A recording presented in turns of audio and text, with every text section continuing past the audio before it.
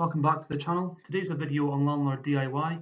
If you're looking to spruce up a garden for a house that you're renting out, you can see what I've done here. I've taken away some grass and put some slabs in for some bins. Now, I'm not an expert at this, and this is a very basic video. There maybe are other ways to do it, but this way has worked for me, and this will save me a fortune. I think roughly about 300 or well, 250, 300 pounds to pay someone to do this professionally. So please enjoy the video and let me know what you think. So as you can see, this is the site. The two bins are sitting on the grass at the moment. We've got some leftover slabs from a patio that was laid. So I thought, what better thing to do today than just cut out the grass and lay some slabs. The first thing I did was remove the bins, and then lay the slabs on the grass where you want them to be. Once you've done that, use a spade, and just go around the edge of the slabs, marking the rectangle or square. The second step is to then mark lines in the square of grass.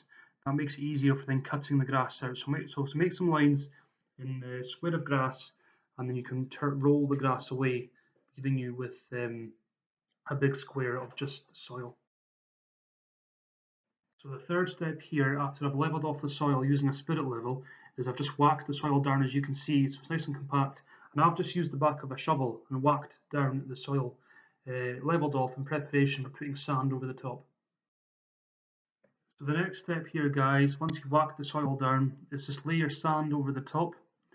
I used 2 bags of sand, 2 sort of medium-sized bags of sand, which seem to do the job. And just like with the soil, make sure that you make sure it's level with the spirit level again on top of a bit of 3x2 or something.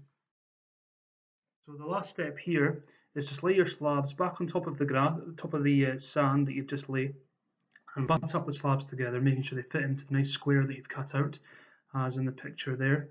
Now the only step I've got left now is I need to put some gravel to the right there, and I also need to, what I'm going to do is put some postcrete over the top of the slabs and then brush it into all the grooves and let it set itself in the rain.